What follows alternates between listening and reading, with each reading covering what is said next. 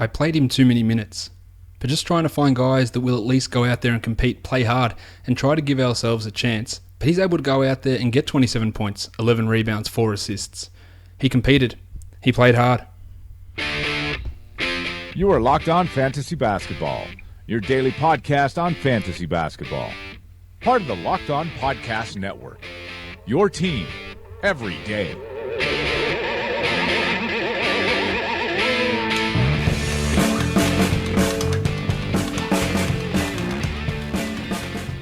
Hello and welcome to the Locked On Fantasy Basketball podcast brought to you by Fantrax and Basketball Monster. And today's Locked On Fantasy Basketball podcast is also brought to you by SeatGeek. Download the mobile app for the easiest way to buy tickets and use the promo code LOFANTASY to get yourself a $20 rebate on your first purchase. Today's show is also brought to you by one of our patrons, and that is Eric Winterstein. So Eric, thank you for sponsoring the show. Thank you for being a patron of the show. And if you want to be like Eric and help support the podcast, head to patreon.com/redrock_bball.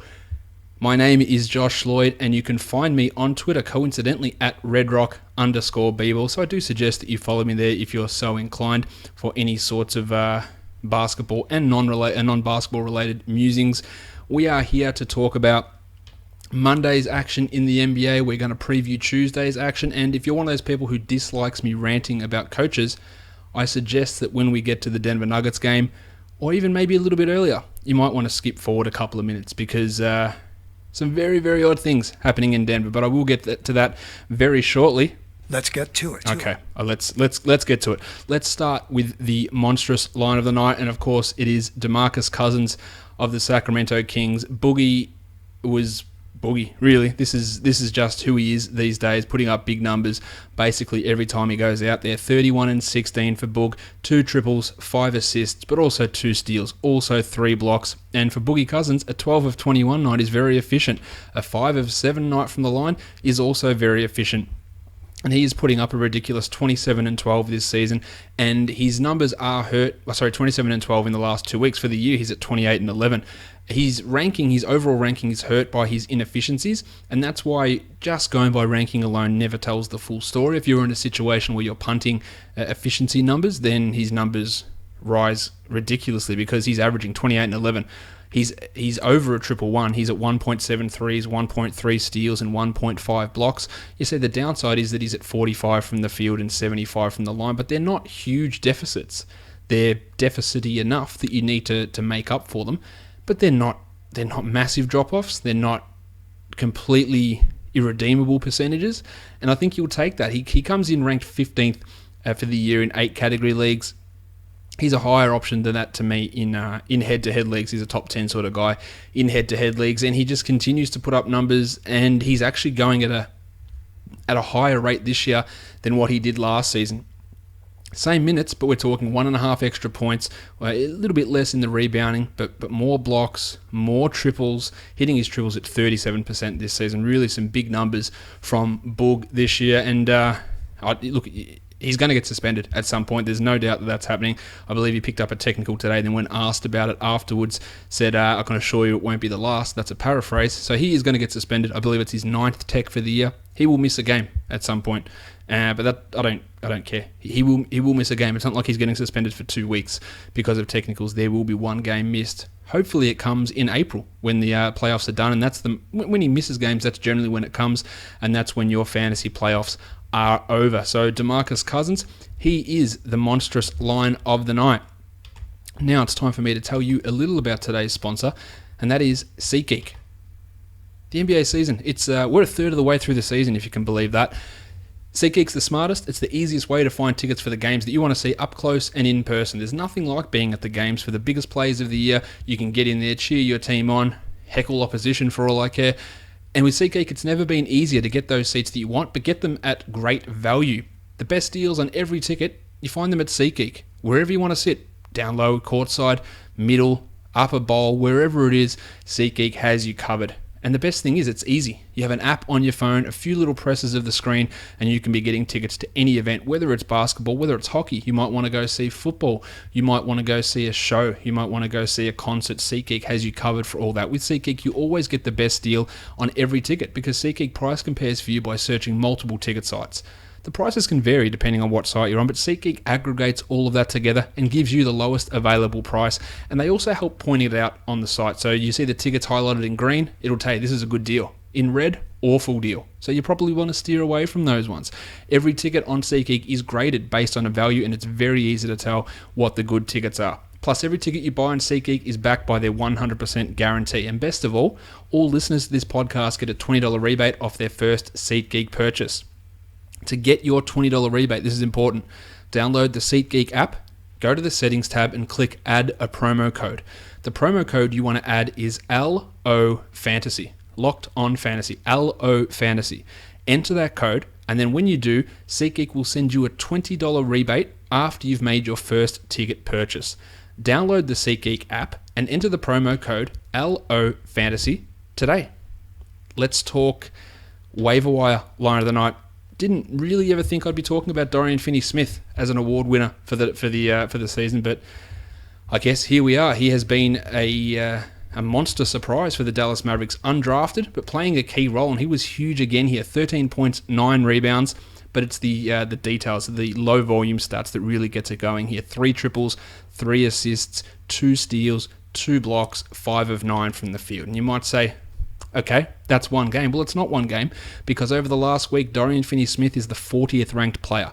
Yes, there is no way that holds. I'm aware of that. And a lot of it's coming because he's hitting 58% of his shots over that time, including 53% from 3.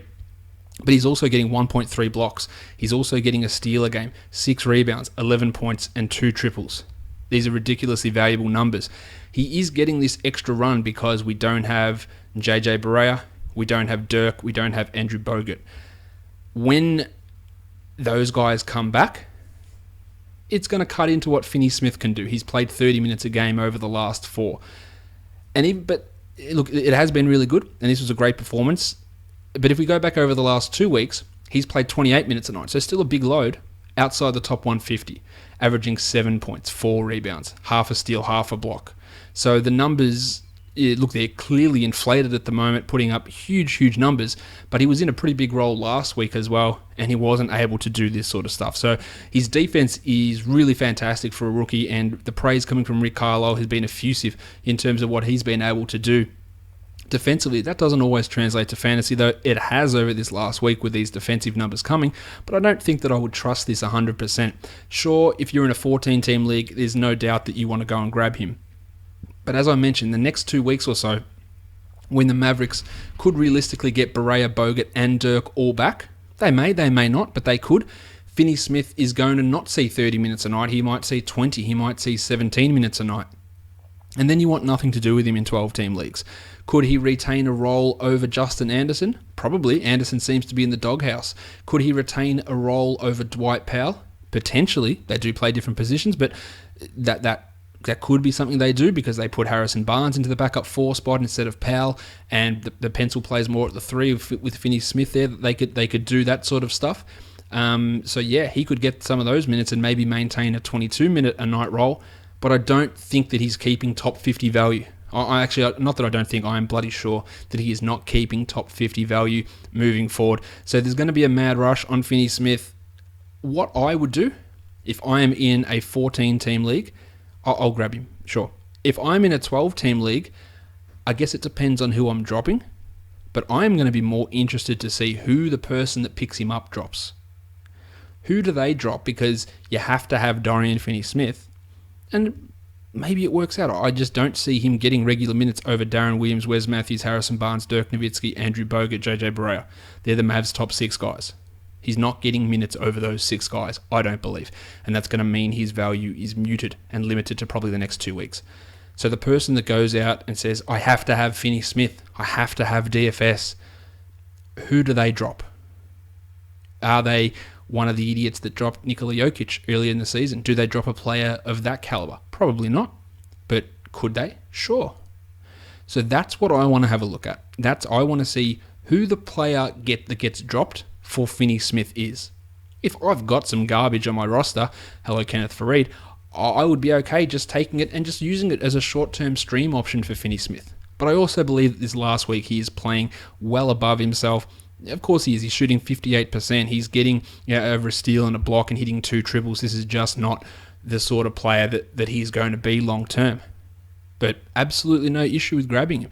He probably should be grabbed in a streaming spot, but letting go of long-term value in a standard, like a 10 or a 12, I don't think that's going to work out for you in the long term.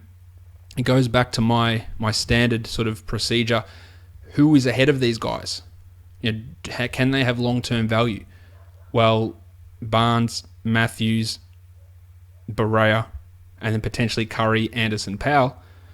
It's not great in that sort of sense. He could easily be over those guys, but you'd have to think that everyone healthy, he's the 7th man in the rotation. And by the time we hit January, his minutes aren't going to be valuable really at all, probably even in 14-team leagues.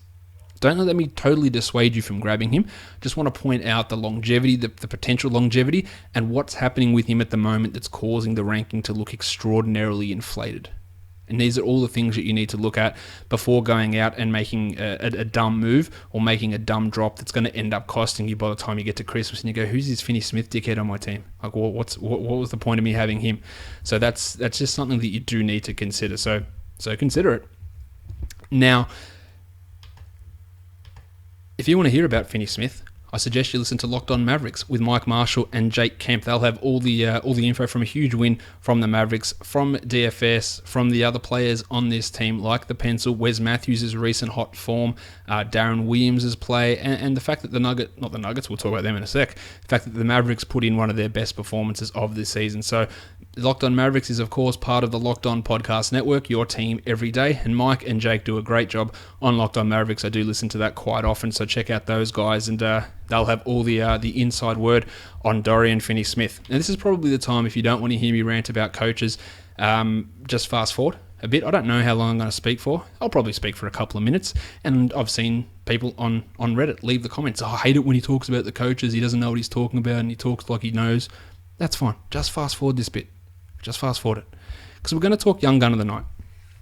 There are plenty of you who love it. And I don't like to do it just out of habit. I don't like to talk about these things as a shtick or as a common thing. But when Nikola Jokic is playing for the Denver Nuggets, and he is comfortably the best big man on this team, and arguably the best player on this team, in a game where you can't get anything happening, to play him 9 minutes in the first 2.5 quarters is almost a fireable offence. Now let's talk about the good. Nikola Jokic had 27 points. He had 11 rebounds. They're good things. He had 4 assists. He had a block. He was a blistering 10 of 12 from the field. He hit all 7 of his free throws. Nick Jokic, after the mad, crazy panic at the start of the season, the trolling, don't like using that word, the trolling comments I got on Twitter, what about Jokic? Good one, dickhead, Jokic. The drops of Jokic, turns out he's good. Who knew? Apart from everybody. In the last 2 weeks, Nick Jokic is playing 25 minutes a game. He is a top 20 player. Now, we had him ranked, I believe, pre-season at 26 or so, and that was playing 29 minutes a game.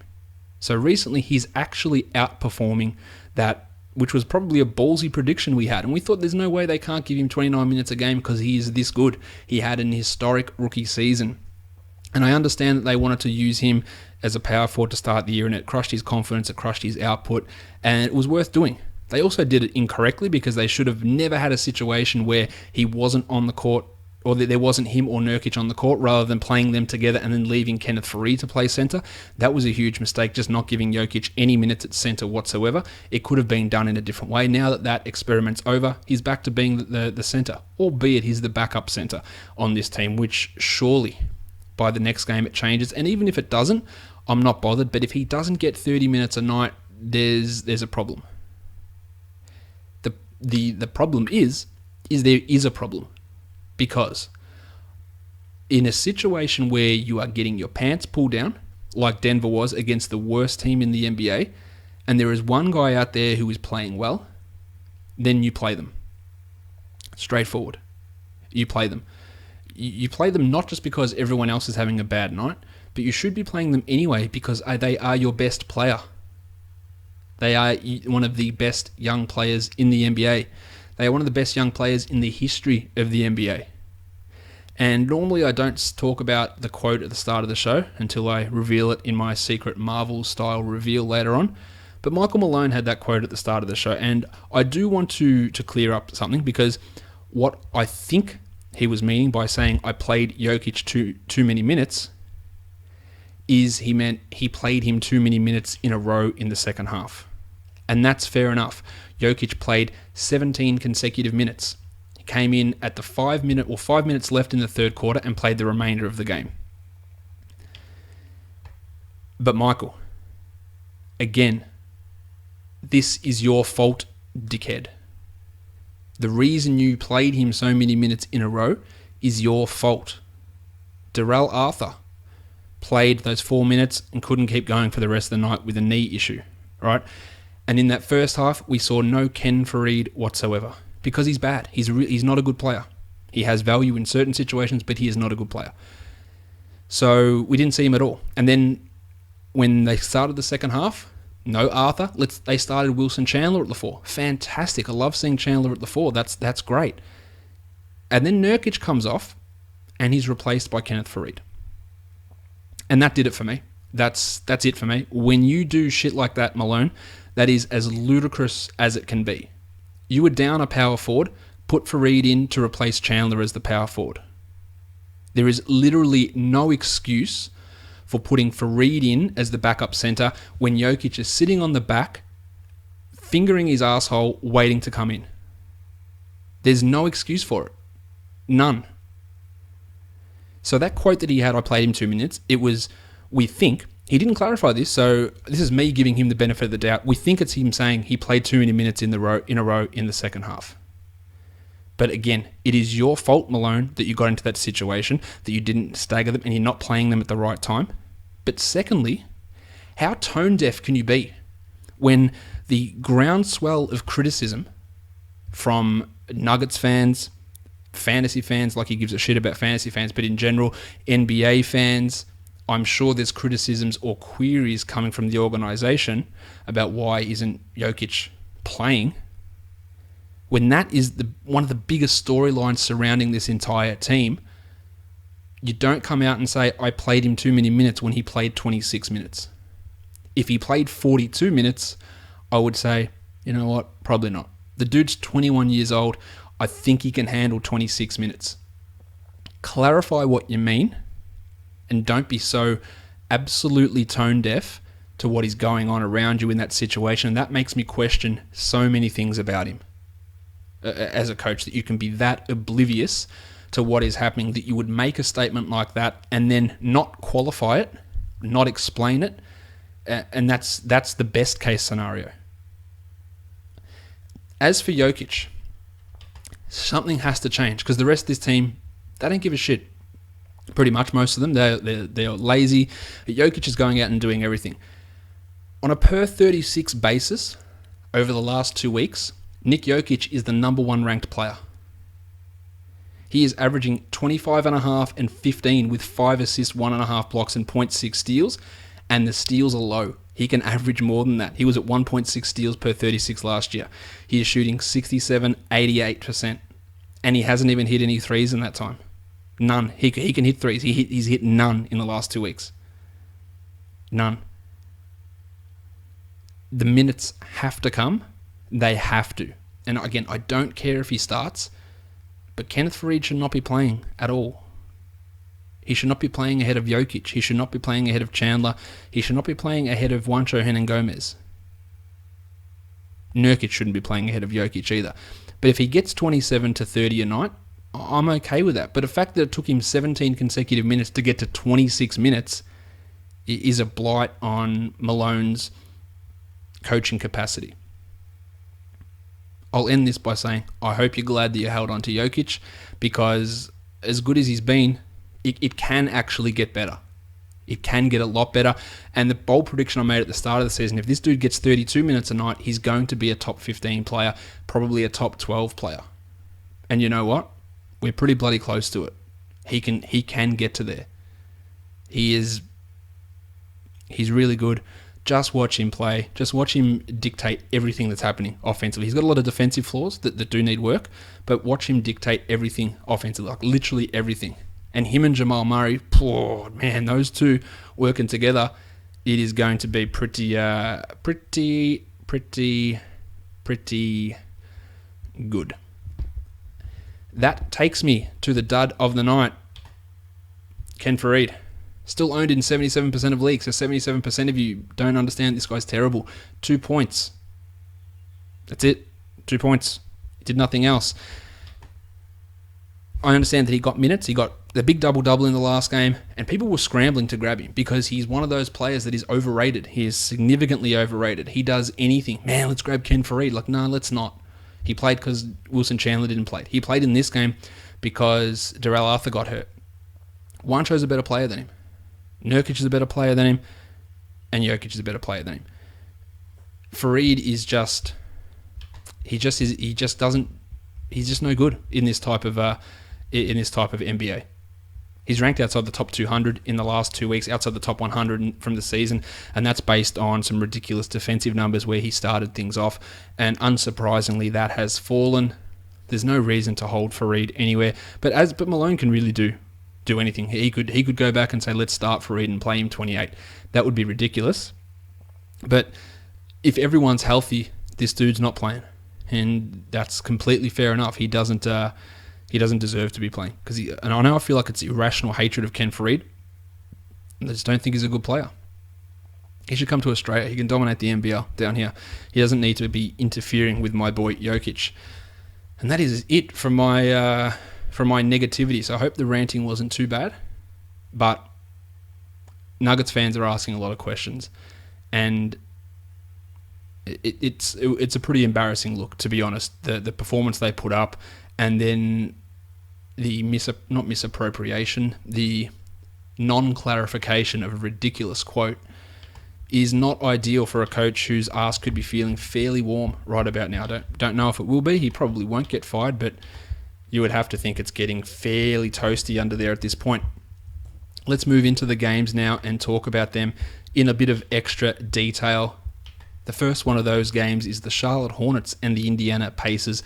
The Hornets, they played Kemba Walker, who was dealing with that knee issue. He wasn't great. He was just 4 of 16 for 12 points, 5 assists, and 2 steals. And his form has dipped significantly. I think he's a buy low guy. And I did mention this the other day. I will mention it again now. When I talk buy lows, it is important to clarify what it actually means. Buying low on Kemba Walker isn't throwing a top 30 player at him and saying, okay, I bought low because Kemba might be the 20th ranked player. Buying low is throwing someone who's a top 60 guy at Kemba, who's around that spot at the moment, and hoping Kemba comes back to being a top 30 guy. That's what a buy low is. Right? That's the important distinction. Marv Williams had one of his better nights, 13 points with 2 triples, 2 steals as well, but the block rate is just nowhere near where it was, and his shooting was always going to come back up after a putrid start to the season. You know I don't believe in him long term, but the shooting will come up. It will regress back to the mean, and that'll mean his ranking numbers will come up, and he's a borderline 12th or 13th man on your team. Michael Kidd-Gilchrist, barely playing any minutes, less than 25 in his last 4 because, according to Steve Clifford, because of the way Marco Bellinelli's playing. Bellinelli's closing games, he had 28 minutes here, Belly, 14, 3 and 2 with a triple and a steal. He is valuable as a 3-point streaming option, but I don't think he's a must-own player in 12-team leagues, but he probably should be owned in more than the 12% of leagues that he currently is owned in.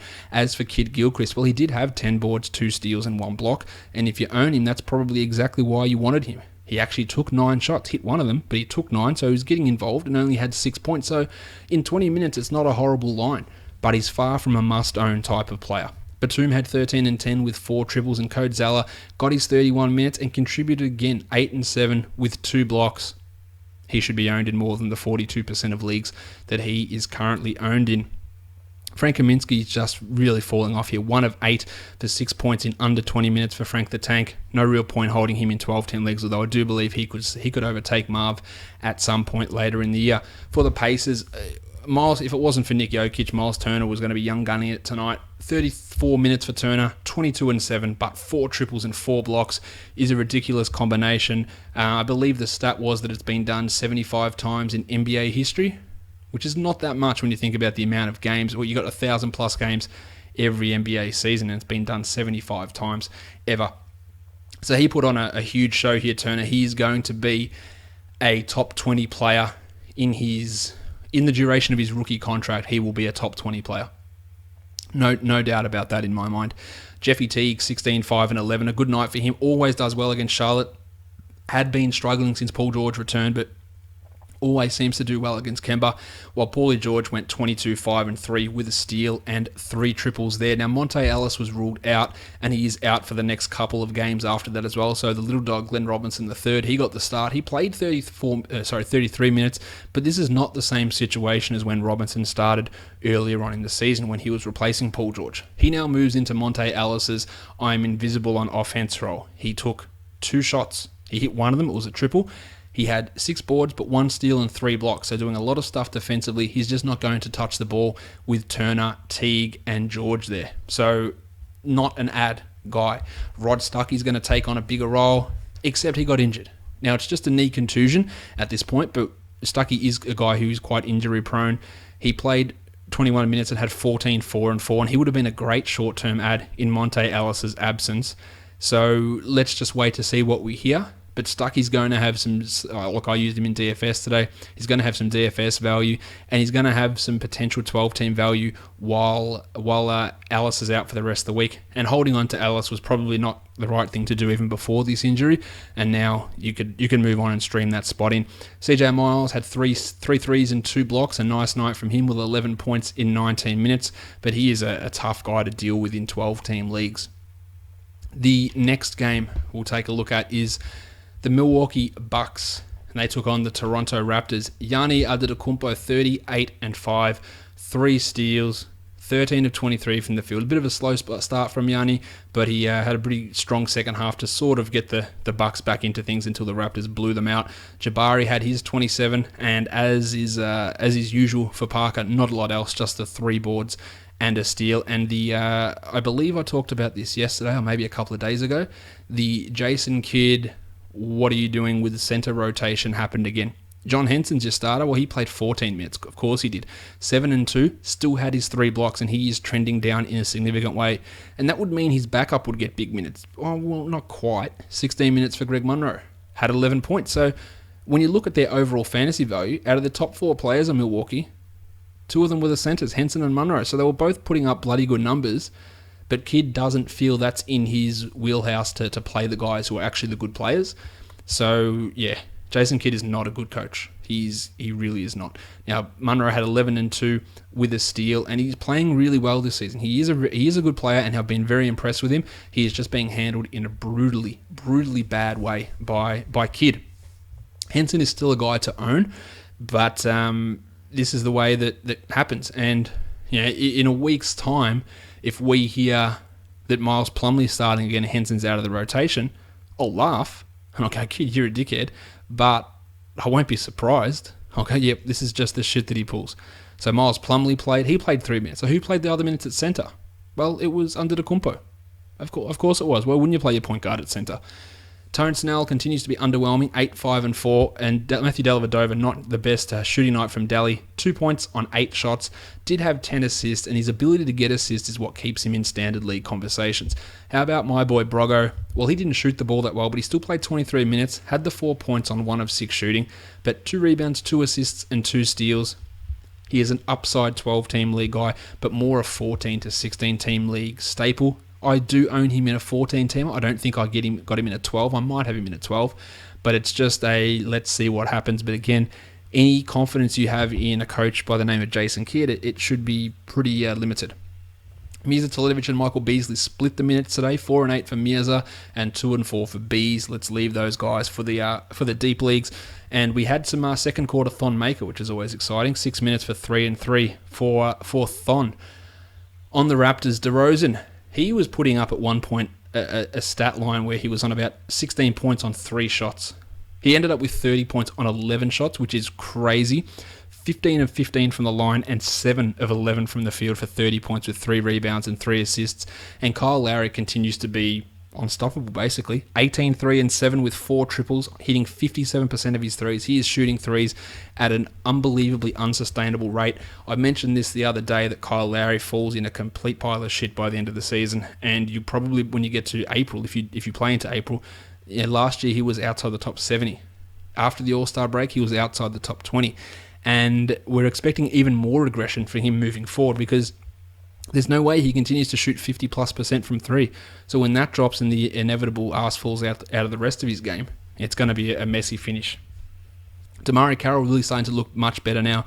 13 and 7 with 3 triples and a steal. I'm pretty critical of him, and I still believe Norman Powell's a better option.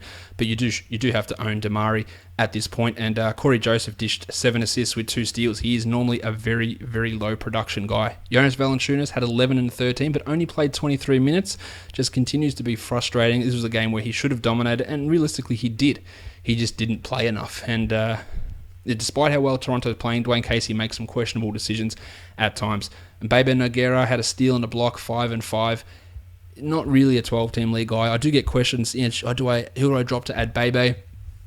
It's just really tough to own him, given that it feels like his upside is 20 minutes. And he's more of a streaming specialist type of guy. This game was such a blowout though. We had 2 minutes of Fred VanVleet in it, so that's saying something. That's some of the reason that some of the minutes were a little bit suppressed. Terrence Ross went crazy, 25 points in 21 minutes on 10 of 17 shooting, hit 4 triples and had 5 rebounds and 2 steals. And he has been one of the better 3-point streaming options this season, giving you 2 threes a game pretty much every time he's out there and doing it at a ridiculous efficiency. He has taken a huge step forward this year, Terrence Ross, and part of the reason why it is hard for Norman Powell to get his consistent minutes, much to my chagrin.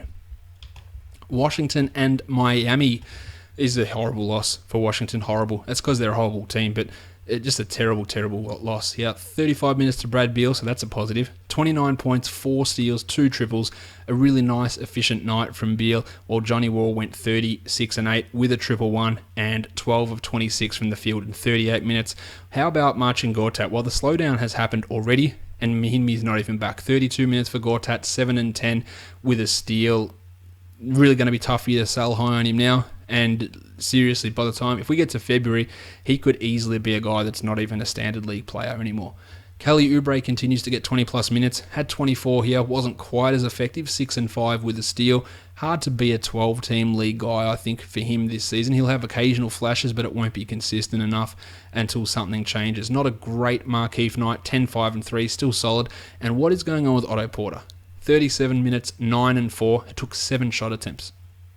Over the last couple of weeks, his involvement in the offense has dropped significantly. He was a player who, rather inexplicably, was a top 20 guy to start the season, and I couldn't believe it, and I was pretty much harping on selling high, but it's impossible with a guy by the name of Otto Porter. Hey man, you want my top 20 Otto Porter? And the other guy's going to go, top 20, man, what's wrong with you? And that's the problem when a guy like that does it. He was always going to regress in my mind. I didn't understand how he was doing it. The thing that's weird about this current regression is it's not that his shooting has dropped off. He's still shooting at a ridiculous level. He just isn't getting the shots anymore. He's just not touching it. And his rebounding has dropped from 7 a game to 3 a game. Huge dip. He could bounce back, but there's also the chance that maybe his shots come up and then his efficiency comes back down, because that's been at a huge level. But he's just been completely ignored at this point, as is my boy Tomas Satoransky, who's not even in the rotation because we must get 26 combined minutes of Trey Burke and Marcus Thornton. On to the Miami Heat, who pulled off this victory. Goran Dragic was great, 34, 5 and 5 with a steal and 2 triples. And I did have a question today. Do I sell high on Dragic because when everyone comes back, he's going to drop off? Again, it's very similar to a buy low situation. When you're selling high, are you actually selling high? I think that Dragic can be a top 40 player this year, even when everyone plays. I think that he can get to that level. He can be that guy consistently. So selling high, does that mean I'm getting a top 20 guy back? Because if you sell high and get a guy who's a top 50, then I'd rather just stick with Dragic and keep it going. Yeah, some of his usage may dip when Waiters and Winslow returns, but Winslow is a tiny usage player. Waiters is a ball hog, but I think his minutes won't be quite as high as before. And Dragic still should be leading this team with pretty big numbers, so I don't think that he's a sell high guy at all. Wayne Ellington continued to start, wasn't great, 3 of 11, did add 5 assists, which is fluky with 2 Steals and a block. With Joshie Richardson back, with Jimmy Johnson back, with Luke Babbitt back but not playing, and with Waiters and Winslow on the way back, there's no reason to own Wellington even in Wayne Ellington in 14-team leagues. Scooter Magruder played 30 minutes. He had 7 and 3. I don't think anyone's owning him, but if you are, see you later. Tyler Johnson had 11, 3 and 3 with a 111. Still maintaining 12-team league value. It might dip, but I'm still okay. While Joshie Richardson had 10, 3 and 3 with 2 triples. Jim Johnson, though, he's clearly the best power forward in this team. 14, 5 and 3. He played center for a big stretch. His free throw numbers weren't ideal, just going 2 of 4, but I think that Johnson is a 12-team league guy. I do believe that he can maintain that and provide you with some really good defensive numbers. He had a good game today without doing any of that. He had the anti-111, all zeros in those cats, and he can be a guy that gets you. He can get you Richie Benos. He can get you triple ones, 3 threes, 3 steals, 3 blocks. He can have those sort of games. So I believe that he is a 12-team league guy. Whiteside had 2 blocks very early, didn't get any late, but 17 and 16 is a decent night from Hassan. Brooklyn and Houston. I was a little bit worried about this game in terms of DFS purposes for Houston blowing out Brooklyn. Well, in fact, they were lucky to get the victory. It did see the return of Jeremy Lin, which is awesome.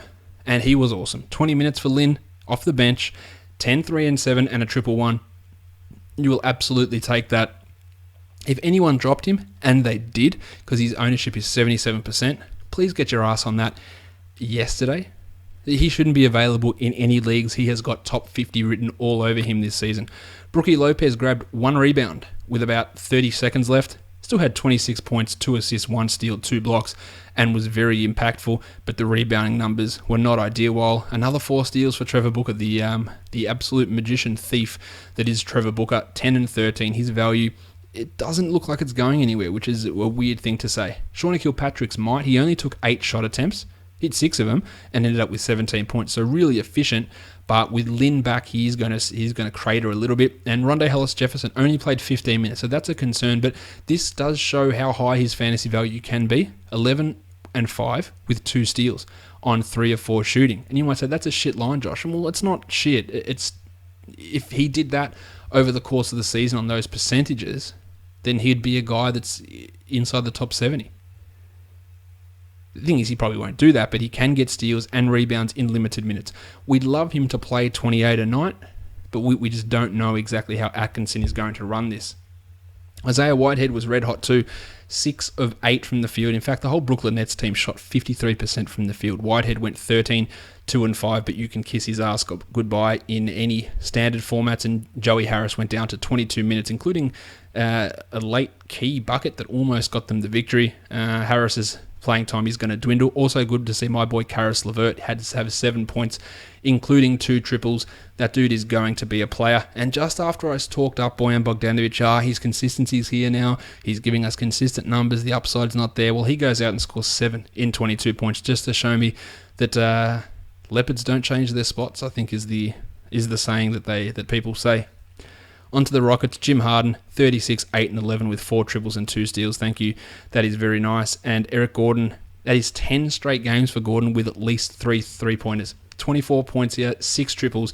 He is just bombing the shit out of the ball, and he's basically doing what people thought Ryan Anderson would do on this team, just launching threes at a crazy level. Now, Anderson actually had a good game, which is not something I've said all that often. 19 and 6 with 3 triples, but as according to scripture, he had no steals and no blocks, and that's a very, very standard Rhino game. Pat Bev, must own Pat Bev, 11, 5 and 5, a steal, a block, 3 triples. He's just a real pain in the ass for opposition players. And Trev Ariza had 7 and 4, but you don't care because he got 3 steals and 2 blocks, and that's very nice. Clint Capella was not a good Clint Capella game. He was 0 of 4 from the line.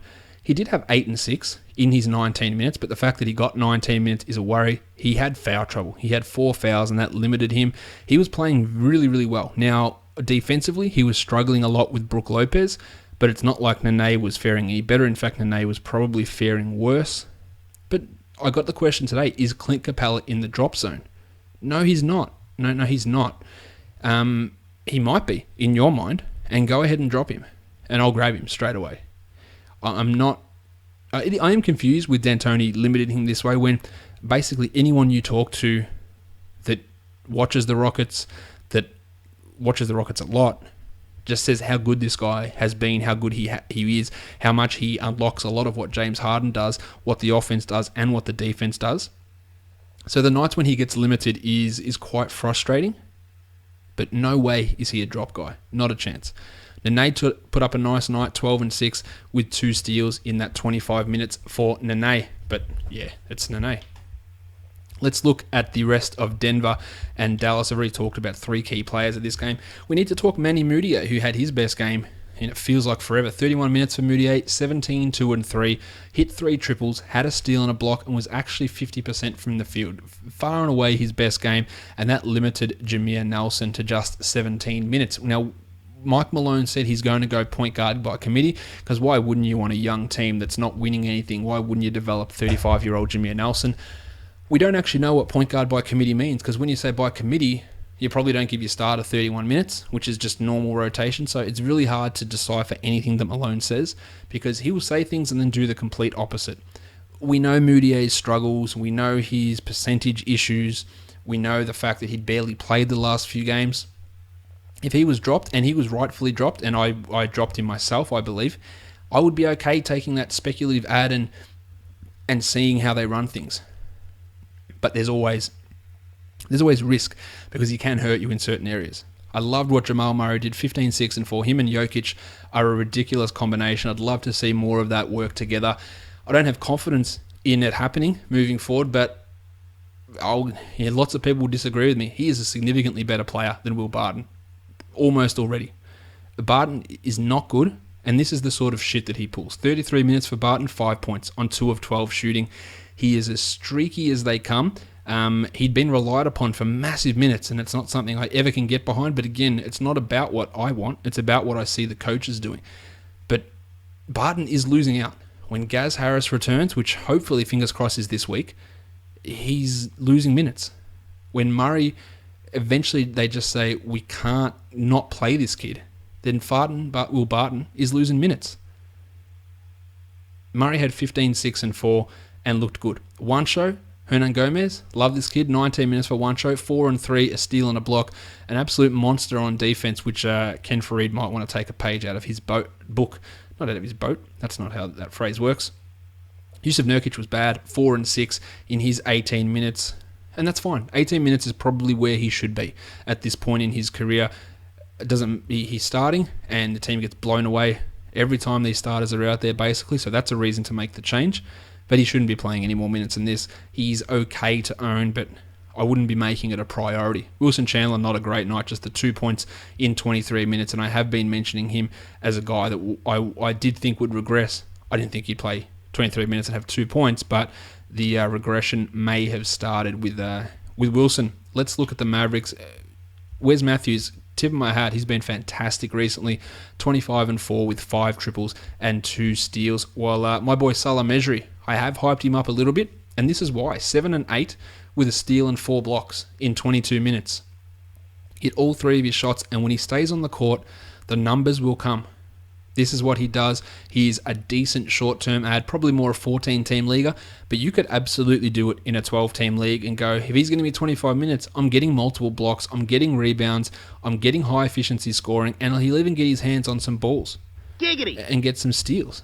Like, he can do all of that. So he is a name to watch. Dwight Powell is as up and down as they come. He played 22 minutes. He hit 4 of 5 shots, but he only took 5 shots. So he ended with 8 points, 1 board, and 1 assist. And that 1 rebound was not even a defensive rebound. So he had 0 defensive rebounds playing as a center and a power forward. That is not ideal. The pencil had 18 and 3, lacking in his other areas. He's basically Andrew Wiggins at this point, and that can be okay given where you drafted him. Getting 20 points a night is pretty good, but just don't expect too much more. While Seth Curry only played the 16 minutes, while Dorian Finney-Smith got some extra playing time. Let's move on to the Los Angeles Lakers and the Sacramento Kings. What is this? 2 straight games for Luol Deng. 16-4-4 for Deng, 2 steals and 2 triples in 26 minutes. Very efficient shooting from Deng. I don't think that he is a guy I'm looking at in 12-team leagues. There are plenty of other guys that I would add over him, but considering how putrid he was to start the season, you've got to start considering him in deeper leagues. But for some reason, he's owned still in 41% of leagues, so might not be available. D'Angelo Russell, just the 20 minutes, but this is good. 17-2-4 with 3 triples. He is back. Let's unleash him eventually when the doctors say he's right to go, and let's get these 29 to 30 minutes, and let's see him blow up and be a top 50 guy from here on out. Jordy Clarkson has been much better since Russell's been back, 15-2-4, but the Lakers got absolutely hammered here, so the minutes were spread out. I know you're going to be shocked at this, but Lou Williams was actually bad in this game, and that's something that I've been not waiting to say because I don't have an issue with Lou Williams, but logic dictated to me to say that Lou Williams can't continue to be this good. And he kept doing it and doing it and doing it, and now he was bad. 14 points on 12 shots, had 2 triples, 2 assists, a steal and a block. So still actually did not bad. And of course you must have to hold him, but with Russell and with Uncle P coming back, maybe some of Williams's upside is limited and he goes back to those minutes under 25 a game. Now, Uncle P played 26 and had 8 points with 2 triples. People are really quick to, who do I drop to pick up Nick Young? And I'll go, like 12-team league? And I go, yeah. I go, why are we so excited about adding Nick Young? Yeah, he hits threes. He's shooting at a really high percentage, but his upside is really low. And what if he doesn't shoot at that percentage going forward? I don't think he is an absolute must-own guy, but a lot of people are ready to jump on him. I don't know what to think about Julius Randle anymore. I was well out on him before he was drafted. I was further out on him last season. And then to start the year, I said, you know what? Looks like I'm wrong. He's turned things around. He's a different player. Only to be that same bad player for the last 2 to 3 weeks. 2 points, 8 rebounds, and 1 of 7 shooting. He still tries to do too much a lot of the time and makes some really, really horrible decisions. You still want to own him, but he's going to be a guy that if he puts together these strings of stinkers, people will keep holding him well past when they should.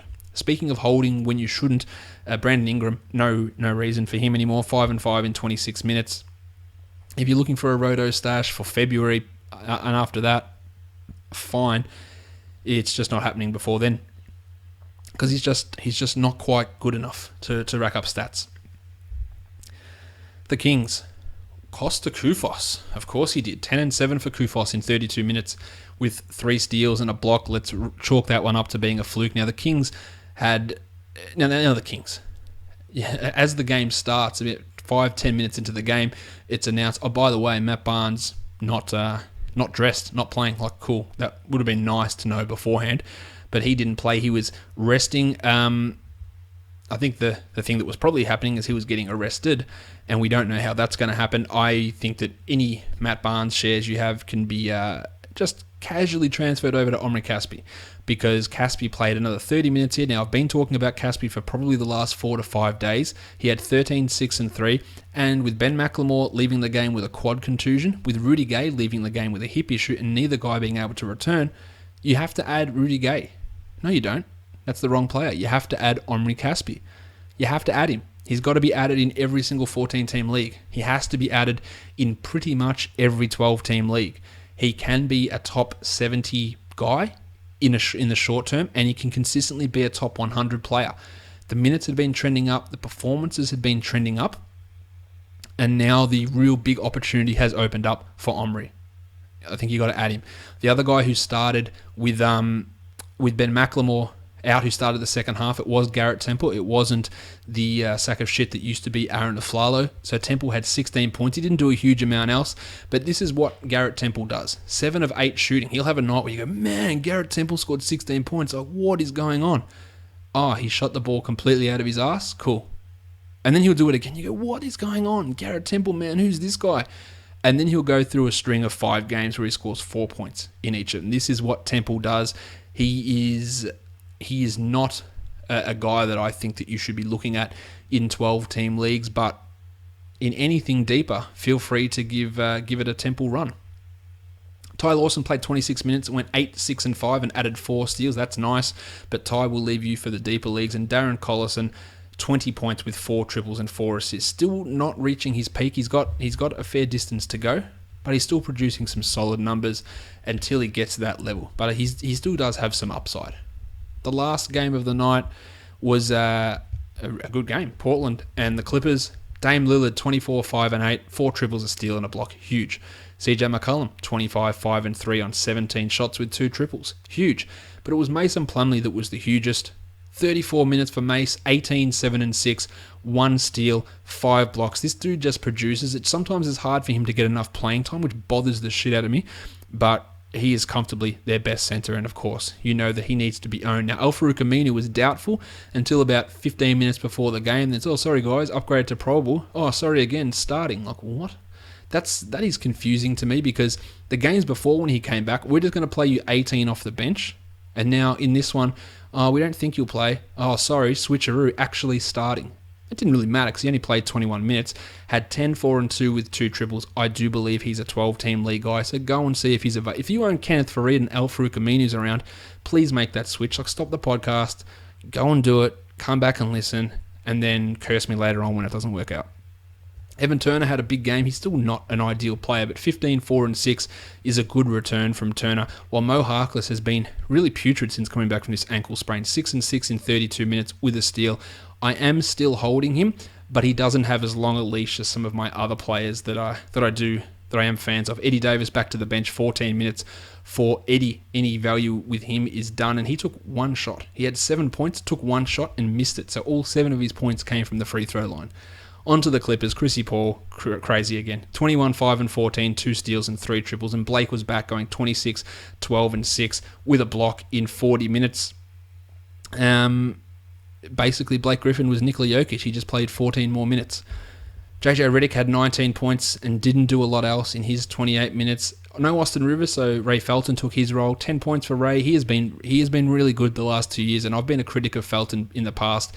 But back when he was with the Knicks and even with the Bobcats, he was a very good player and a very useful fantasy asset. And if they said, Chris Paul's out, Ray Felton's starting for the next month, I would be all over him. I would grab him in every single league because he can put up numbers and he can be an effective player in doing so.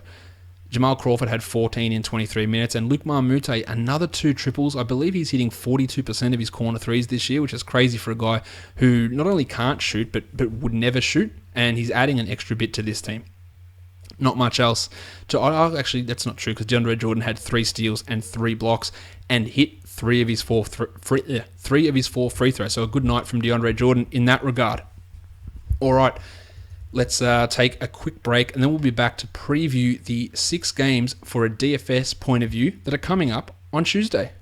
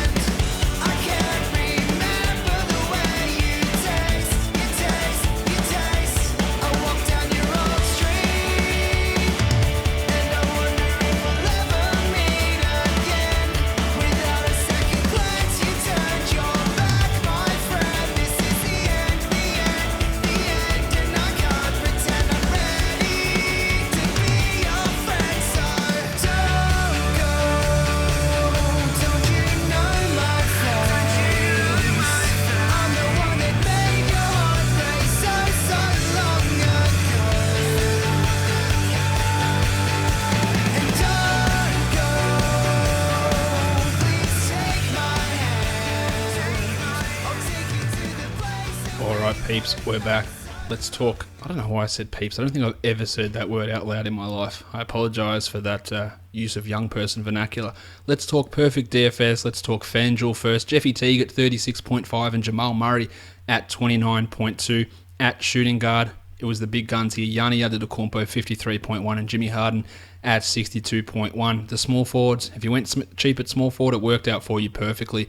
Tezza Ross at 35 and Dorian Finney-Smith, DFS at 35. Because why wouldn't you? Someone tweeted at me, I believe it was Tony Shackelford. Apologies if that's wrong. That Tony tweeted to me, why wouldn't he use a guy whose initials are DFS in DFS? Makes perfect sense on the one night that he goes off. 35.3 for DFS. At power forward, Nick Jokic 47.2. Blakey Griffin, 47.4, and Mace Plumlee at 46.4 rounds it off with 392.2. Hopefully you guys won a fair bit of money today. There was some real opportunities to do so, so I hope you're able to get on board. On DraftKings, Jeffy Teague, 41.75, Jimmy Harden, 68, Terry Ross, 35.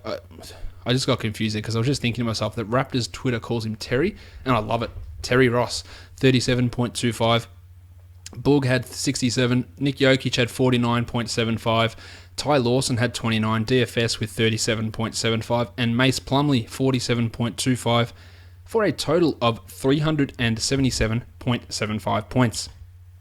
Let's talk about a game which could be an absolute disaster, except it involves the Memphis Grizzlies. The Grizzlies heading to Cleveland. The Cavs are favored by 13, and the total is 201.5 points. And it could be a disaster because Marc Gasol is resting for this game. But the Grizzlies, man, they just do weird shit.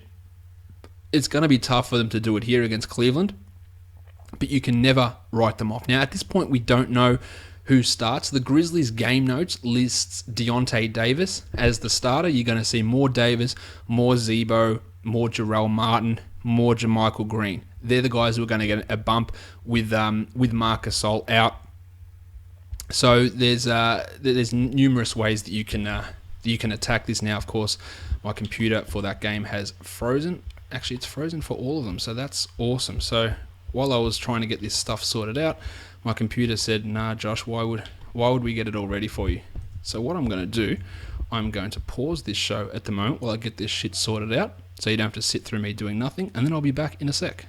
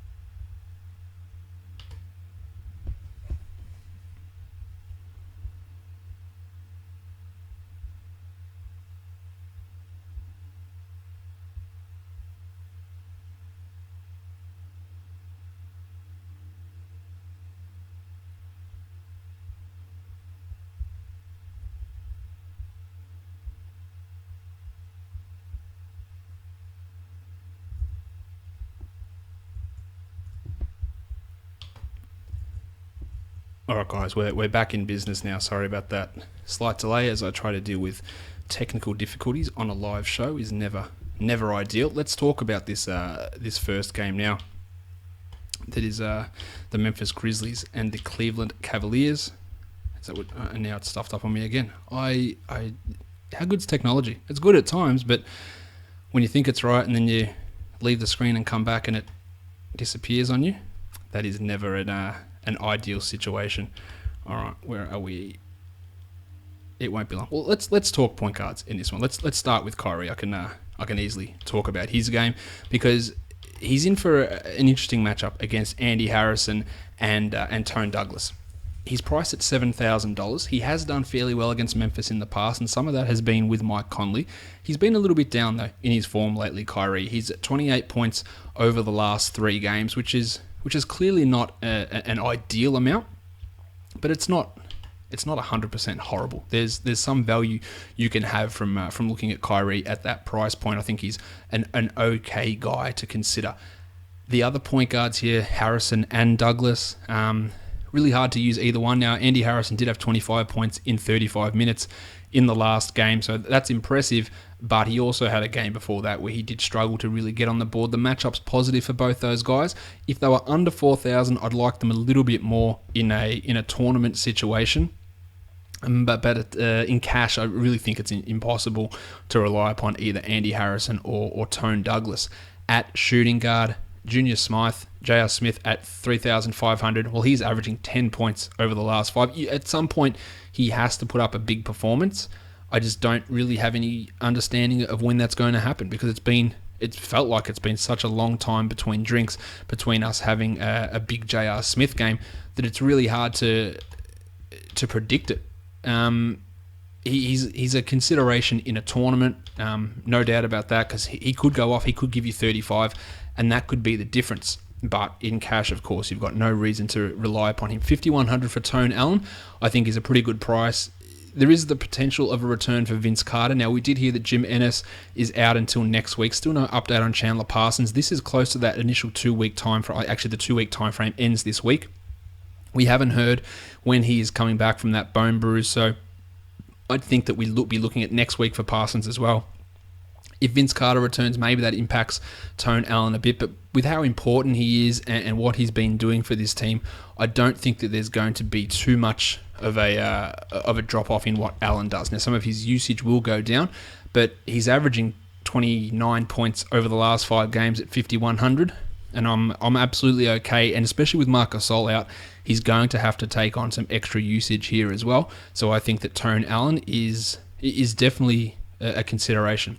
Troy Daniels has been brutal with Zach Randolph back. His shots have not been there as often, and he's not hitting them. He is at 4,300. I just don't... I know he had a 43-point game recently, but his last couple have been bad, averaging just 11 over the last 3 for Daniels, and I just don't believe he's that good of a player. So he's not someone that I'm going to be in and interested in.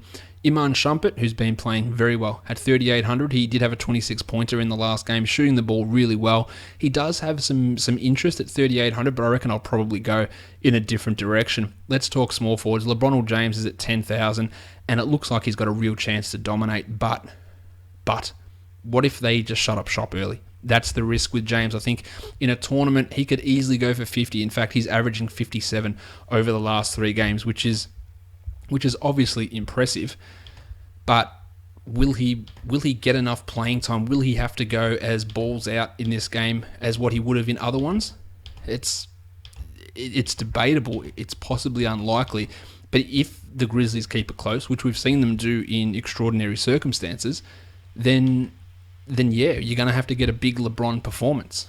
In general, in cash, I think it's really tough to rely upon LeBron James. Vince Carter, if he plays, I won't be using him. Troy Williams, I don't think he's worth looking at this point.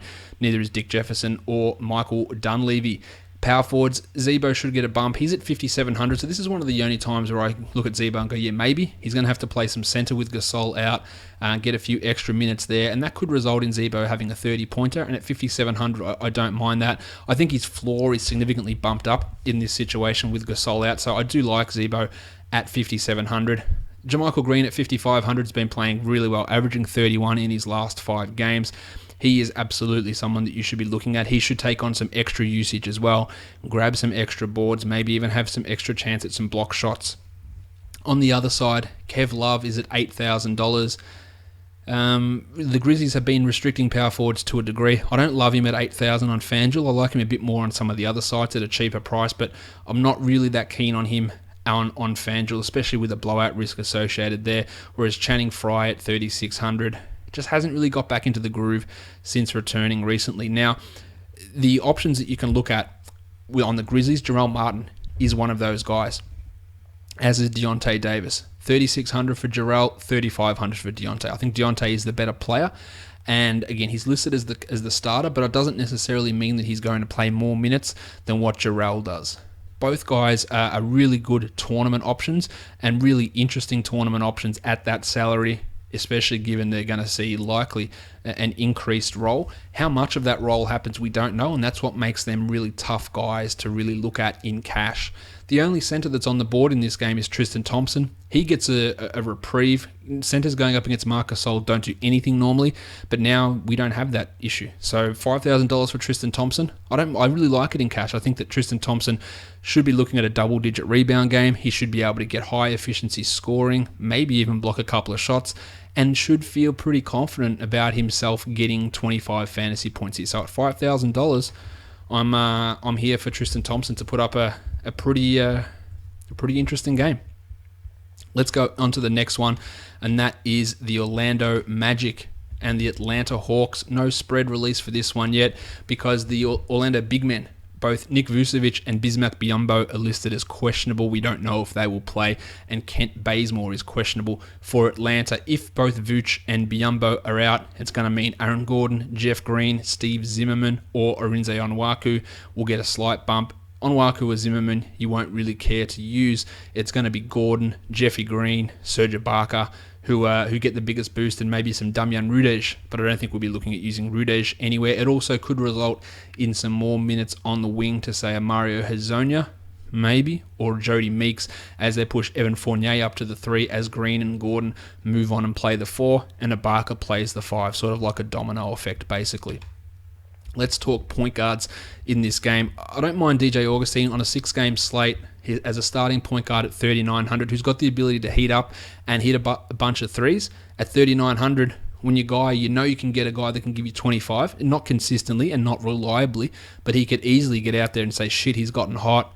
He's dropped 19 with 5 threes and had 5 assists and 2 steals. That's not an outlandish line for DJ Augustine, so I do like his tournament upside there. Lord Alfred Payton has... Yes, he had a 50-point game recently, but his upside is pretty limited to me at 5,100. And he, despite this matchup being super friendly to point guards, I'm not sure I want to use Lord Alfred at that price point. Dennis Schroeder at 6,900, been putting up some really, really good lines. 40 points in the last one, averaging 35 over the last 5.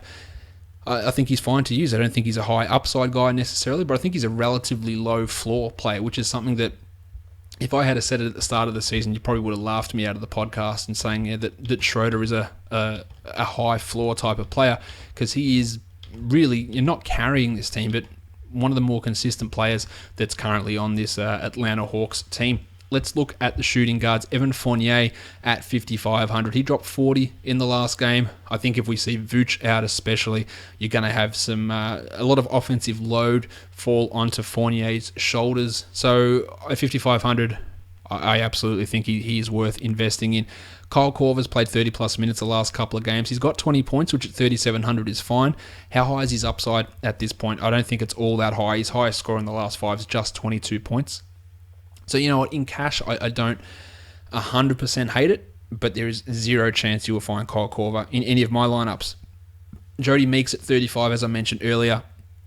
If the big blokes are out, they might get a little bit of extra Meeks as they push Fournier to the 3, and that might result in him being a tournament guy, but it's a pretty big long shot. If Kenty Bazemore is out, then Timmy Hardaway, who played 31 in the last game, had 28 points in that. You would absolutely want to look at Hardaway at 3,900 and get some exposure to him, I think. Small forwards, Tarbo's at 4,300. He's averaging just 26 over the last 3, and I say just because that's really bloody good for a guy that can't score. At 4,300 in a starter's role, the way that he's playing in a positive matchup, I love Tarbo, and it's a really good way to get some more expensive players into your lineup. Everything I said for Tarbo, let's just flip it around for Kent Bazemore. He is averaging 9 points over the last 3 games. He's got a sore knee. He could be playing. He's $100 less than Tarbo. You can keep that 4,200 and you can spend it on anything else that you want apart from Kent Bazemore. As for Aaron Gordon, well, he's $100 cheaper again. He's at 4,100, and I'll keep telling you my concerns with Gordon. He's playing better, but the coach isn't giving you more minutes, and that is the worry. But I would be all over Gordon in a situation where Biyombo and Vooch are both out. In the last game, with one of the guys out. I can't remember which centre was it? It was Vooch that was out in the last game. Gordon played 22 minutes and put up 25 points. So it's definitely a step in the right direction. So he'd be a lukewarm play in a situation where either one of Biyombo or Vucevic is out. If both are out, his value escalates. Same thing goes for Jeff Green. My name is Jeff. He's at 3,700. He had 22 points in that last game. He would be a guy that I'd look at in both tournament and cash. And yes, using Jeff Green in cash is a risky proposition. But if both of those big men are out, then I'm all about Jeff as well, which is a scary, scary thought. 8,300 for Paul Millsap. Sure, lock it in. It's you'll see he's ridiculously cheap on some of the other sites as well. But I'm fine with Millsap. He has come back reinvigorated from this hip problem. He could drop off at any point, but he is putting up stats in huge bunches in many different categories. So I'm all for him in a matchup against the Magic, who defend the power forward position okay, but not superbly. Mike Muscala at 37, you could also even look at him. He had 21 points off the bench in the last game, and while he's not a high upside guy, he just might be that cheap guy that, you know what, you say, how can I get 17 points out of 3,700? Mike Muscala, and then use the points or use the dollars in other areas. Serge Ibaka at 6,200, he had 37 in the last game. One center's out, use him. Two centers out, use him twice. You need to look at using him in a big way if these other big men are out for Orlando.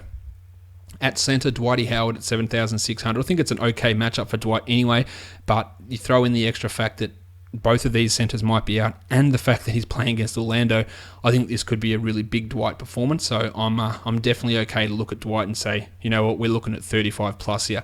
Biyombo and Vucevic, if they're both playing, I want neither. If one is out, then I use the other. There could be a lot of value in this game from guys like Gordon, Green, Cephalosha, Howard, Biyombo or Vucevic, Millsap, Schroeder, Jeff Green. There's numerous players that you could look at in this game who, have, depending on how the scenarios go, that it could really end up working out well in your favor. Let's talk about the Golden State Warriors and the New Orleans Hornets. The Warriors are favored by 10.5 with a total of 225. So our second game with a spread of over 10 points, which is never ideal for DFS purposes. Zaza Pachulia is doubtful with his wrist issue. We've had Anderson Varejao start one game. We had Kevon Looney start the other. I don't know if they'll go back to Looney, but regardless of who starts, they're not DFS options. Drew Holiday is listed as probable with his toe, so he's likely ready to go. Let's talk point guards. Drew's at 7,000. He does well against the Warriors. Steph is not a robust defender, despite the ease ranking for point guards with the Warriors being a negative. I still think that Drew at 7,000 is not a terrible one to look at. Again, he's done well against his team. He played 40 minutes in the last game, put up 33 points. He's probably more of a tournament guy than a cash guy, though. Curry at 9,300, he's always done well against the Pelicans as well.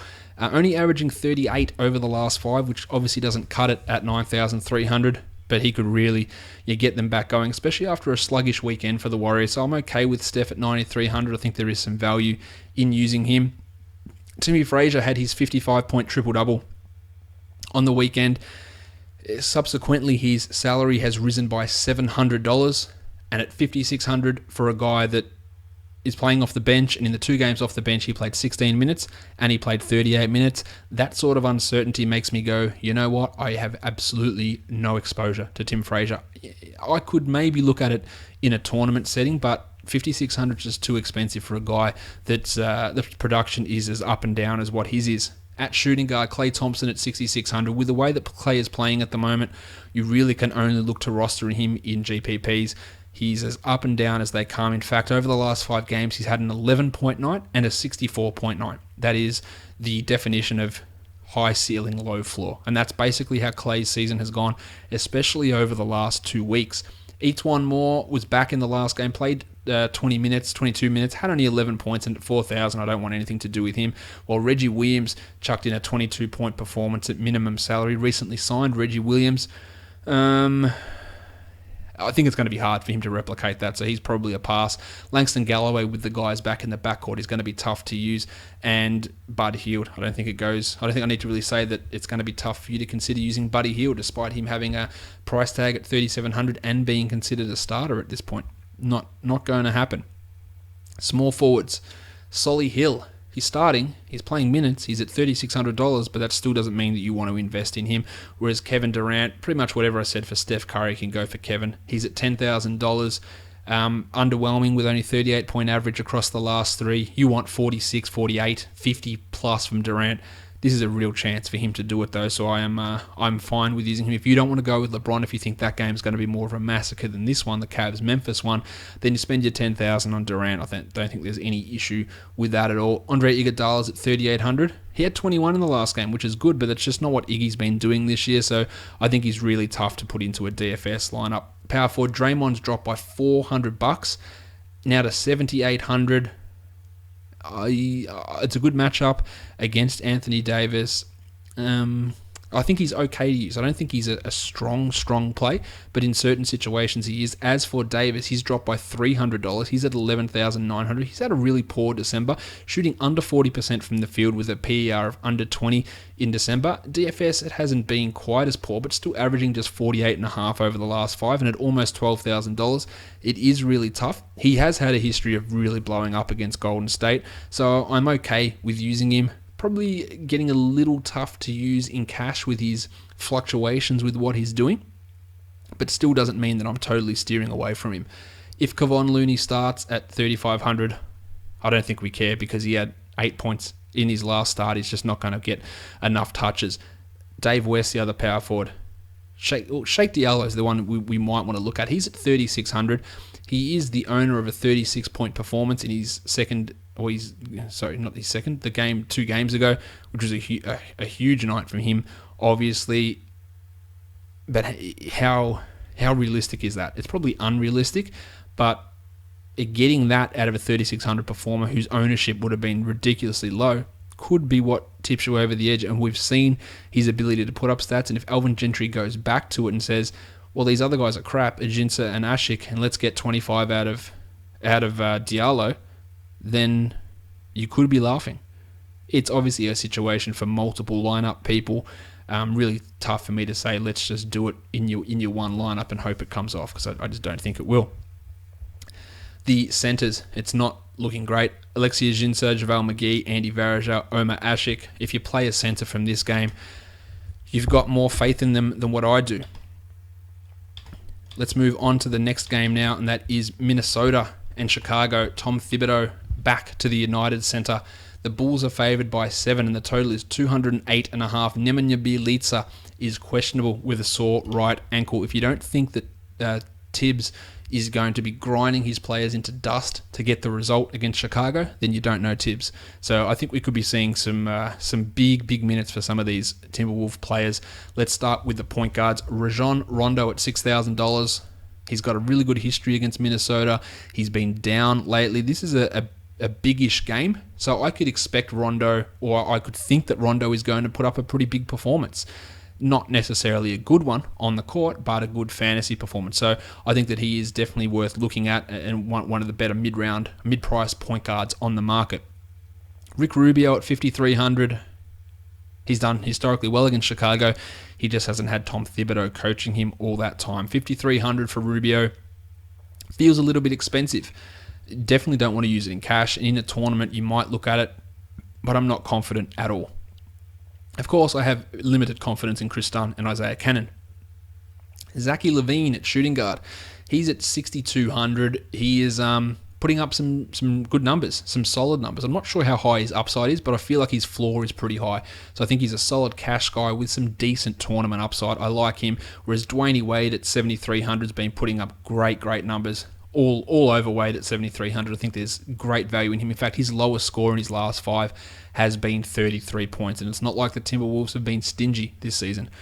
Brandon Rush, not going to play enough, I don't think. Small forward, Wigo at $5,900, had a nice 30-pointer in 41 minutes. Feel like there's almost no chance he gets less than 40 in this game, especially with 3 days off after it. I think Wigo is a great tournament guy who could go for 40 plus here in this matchup. Jim Butler at $9,000. I think Butler is going to be locked in, and we could be looking at a 50 here from Jim. He had 51 in the last game. No reason why he can't replicate that. The $400 price rise is a bit of a bummer. It doesn't completely steer off him, and he would be the high-priced small forward, as you'll hear later on FanDuel, that I would take over LeBron and over Kevin Durant. Dougie McBuckets, Shabazz Muhammad. I don't think we want to use either of those small forwards. At power forward, Googie Jeng at 5,500. He is always worth a look, especially in a positive matchup against the Bulls. He's averaging 25 in the last 3, and his lowest score in his last 5 has been just 21. So his floor is pretty high. His upside is also stilted, but we know he can get to 45. And he's done that numerous times this season, and this could be the opportunity. So I do like Jeng here, whereas Taj Gibson at 55, I would have all of my Taj shares and put them at Jeng because they are the same salary. Nick Mirotic at 4,200, the minutes are just not stable enough for me to care there. It needs to be someone out for me to really get excited about Mirotic. Despite the fact he's playing well, he's just not playing enough. At centre, Robin Lopez at 5,100. His production has been limited recently, but I'm okay with going back to him here. I think that you should be looking for 25 plus points out of Lopez. And Karl Anthony Towns at 8,800. The matchup's great for him as well. He dropped 49 the last time. He's had a good history against Chicago. That's a great way of spending 8,800 on your centre. The low price centre that I reckon is worth a fly is Chris Felicio. He's a minimum salary guy. He's getting 17 minutes a game over the last 3, and he's quietly producing, averaging 15 points, which is not great. Had a 16-pointer in the last one, but trending up. So if for some reason that Lopez is limited, Felicio can put up stats, and it's not like the Wolves are going to go small at all, so there's not going to be situations where you're not going to need big men out in the court. Felicio at 3,500 is a very deep sleeper. It's a very off-the-wall punt type of guy, but it could turn into 25 points, and that could be enough for you to get these other $10,000 guys. You know, put LeBron and Butler both into the same team. Put Steph in your backcourt and have the cheap center. That could be a way that you decide to go. Cole Aldrich was a DMP CD in the last game, oddly enough, so hard to really rely upon him getting enough minutes for us to care about. New York and Phoenix, the return of Jeff Hornacek to Phoenix. The Knicks are favoured by 3.5, and the total is 220.5 points. TJ Warren is questionable, everyone, so he might be returning, we hope. Alex Len is also questionable with a hip contusion, and Koch has sprained his ankle for the Knicks. It caused him to be a late scratch last time, O'Quinn, so he is questionable. So some key figures here for DFS as to whether they play or not. At point guard, Derrick Rose at 6,800. He's been consistent, but not consistently enough. Not consistently good enough for me to spend 6,800 on him, even though he's playing Phoenix. I don't think I want much to do with Rose at that inflated salary. Eric Bledsoe, it is hard to go past. He's at 8,500, just dropping 47 pretty much every night that he plays. And he doesn't need to drop 47 when he's at 8,500. You get 42 or 43, and you should be pretty pleased. I think he is okay to look at, but he's not going to be my first choice point guard. I think he's a good pivot point guard. Brandon Jennings is up to $5,000. That's pretty much enough for me to turn off him. He did have 28 in the last game, even with Rose back, but I feel like that was somewhat of a fluky performance. At shooting guard, Courtney Lee at 4,000. No upside, but I think he's pretty decently solid for cash. 4,000, 20 points. Let's go. Especially in a good matchup. Devin Booker is a guy I've been fairly critical of this season, but at 5,800, I think he's not a bad guy. I think you'll find him a better option on some other sites at some lower salaries, but this is a good matchup. Shooting guards have done well against the Knicks. He has done well in his couple of performances against New York. He coming off a 28-point game in the last one, Booker, so I think he is definitely okay to look at. Brandon Knight's impossible to use, and Leandro Barbosa has been playing well, scoring a lot. And at 3,800, I just don't think you can rely upon him, especially with TJ Warren returning. Speaking of TJ Warren, it's going to be really hard to use him first up, but you could consider it. You could look at him and say, okay, that's cool. Let's throw him in a tournament. Not sure how many people will be on him. He's at 5,500, and we've seen him have 35-plus point performances already this season, not returning from a lower body injury. So whether he has minutes limits or not, we don't know, but he could be a tournament punt option. If he is out, then PJ Tucker's going to get the bulk of the minutes, and he had 32 in the last game. I wouldn't be trusting that, and I definitely wouldn't be spending 4,400 on PJ. Mallow on the other side, I think it's a great spot for Mallow. 7,800 for him. He got 36 in the last game, which is not great for 7,800, but I still feel pretty, and it wasn't a great game for Mallow. I still feel pretty confident of getting at least 35 here for Mallow, and a 40-point performance. I don't think he's asking for too much. $8,000 for percentages. He had 58 in the last game, so clearly paid that back, but his price is up by $600.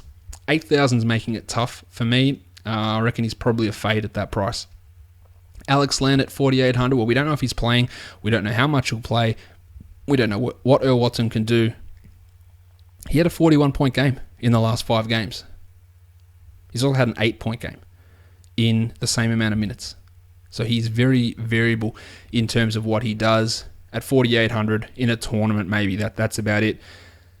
Kylo Quinn at 4,700. Love what he's been doing, but we don't know if he's going to play. So with any doubt associated with him, it's really tough, especially given it's a late game. He was scratched without any warning prior to the game last time. Really don't think you want to go down that route again. You don't want to go down the Joakim Noah route at any time, so leave that alone. Whereas Tyson Chandler at 53, if we hear Alex Len is out, then 5,300 for Tyson Chandler. Yes, the salary is up by $400, but he's going to get 35 minutes. And he's going to get 30 plus points, I would guess. So I think that he's someone that you look at if you hear that news on Len. If Kyler Quinn is out, Billy Hernan Gomez had 27 in the last game. It was a career night, so I wouldn't be expecting that sort of production all the time. But here at 3,800, there's no reason why you can't take a gamble on using Billy. Let's look at the last game of the night now. It's the Oklahoma City Thunder and the Portland Trailblazers. The injury we need to look at here is Vic Oladipo, who suffered that scary fall on Sunday. He's currently questionable with a sprained right wrist. We don't know if he'll be ready to go or not. Russ Westbrook is at 12,600. Hasn't really been getting the value. 58 points over the last 3, 57 in his last game. But Dame Lillard, CJ McCollum, are they going to be able to stop him? My answer is probably no. I think he's definitely worth a look, but it's not an impossibility to fade him in tournaments. I think fading him in cash is going to be a mistake, but in tournaments, if he only gets 55, then maybe you've done an alright job by saving 12,600. You could use some of that on Lillard at 9,700. Again, not in cash for Lillard, but in tournaments, he had 44 today. The Westbrook defense isn't ideal. He could easily go out there and drop a 50-pointer, and maybe that's worth saving $3,000. So consider Lillard as your Westbrook alternative, or even, say, Steph Curry. Samaje Cristen played 21 minutes with Oladipo's absence. He's minimum salary. He had 16 points in that playing time. I don't think many people will be on Samaje. I don't really think he's going to be that attractive of an option if Oladipo happens to be out. I don't think we'd use Oladipo even if he does play. As for CJ McCollum at 7,600, I'm not interested in him at that price. It just feels too overblown. He had a pretty good game today, but that resulted in 31 points, and that's not enough at 7,600. He can be faded. Anthony Morrow at 35, he's the guy I'm going to be looking at in a tournament if Oladipo goes out. He played 28 in the last game, only resulted in 12 points, but the shot falls, he drops 20 points, which he could easily do. Then there's some interest, maybe a bit extra interest on sites where you get a 3-pointer bonus like DraftKings. Alan Crabb has no interest to me at all. Small forwards, Robertson is at 4,000. Yeah, look, he's doing a lot for standard leagues defensive-wise, just not enough in DFS.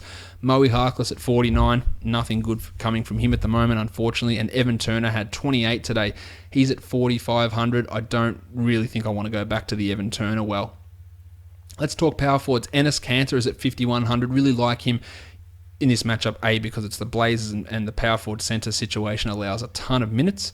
But if Vic Oladipo is out, a lot of usage is going to go towards Kanter. He had 28 in the last game, playing some extra minutes in that second half with Oladipo out. And at 5,100, this is an opportunity to use him, which you don't always get. Al-Farouq Aminu, as I mentioned earlier, started. He only had 16 points in 21 minutes. At 4,200, I reckon you can spend that money in a different direction. Domantas Sabonis, Myers Leonard, Ed Davis, Noah Vonleh. No thanks for any of those guys. Mason Plumlee at 59, a huge performance here, but Steve Adams is a different kettle of fish. Not a dreadful play, but on a back-to-back facing up against Steve Adams, not sure that Plumlee at 5,900 is going to be the best use of that money. As for Adams at 53, super option. He's actually averaging 31 over the last 3 games, and now gets a real positive matchup against Plumlee. I really like it. I think there's some value to be had with Steve Adams, especially if Oladipo is out as well. Let's now look at the picks of the day. Today's podcast has gone extra long. FanDuel, DJ Augustine, 3,900. Rajon Rondo, 6,000. And Russ at 12,600. Just as I mentioned, that That bit of a risk associated with him, probably more of a cash than a tournament guy. Shooting guards, Courtney Lee, 4,000. Zachy Levine, 62. No high-price shooting guards on the board on FanDuel.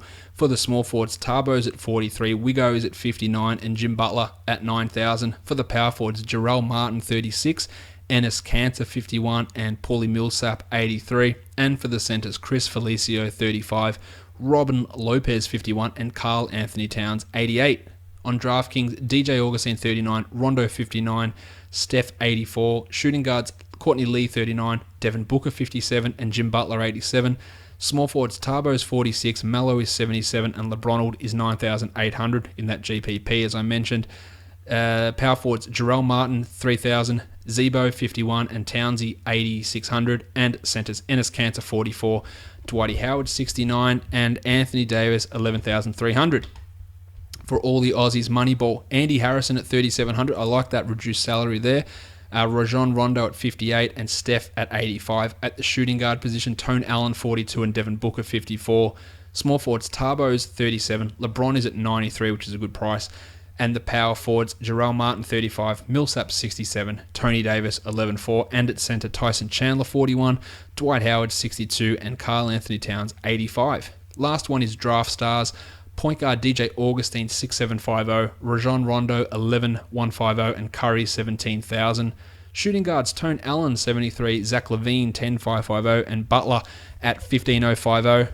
Small forwards Tarbo 7,050, Mo Harkless as a punt at 8,350, and Durant at 17,900. Power forwards Jarrell Martin 5,000, Draymond at 13,450, and Millsap at 14,150. And the centres, Mike Muscala, 6,200, Robin Lopez, 87, and Kevin Love, 14,700. We are done. I apologise for the extra length of this podcast. I apologise for the technical difficulties a little bit earlier. Check out today's sponsor, which is SeatGeek, and use that promo code LOFantasy as soon as you download the app. Let you know that you came from here and get you that $20 rebate as well. Of course, check out the Locked On Podcast Network, Basketball Monster, and patreon.com/redrock_bball. We are done here, guys. Thank you so much for listening, everyone. See ya.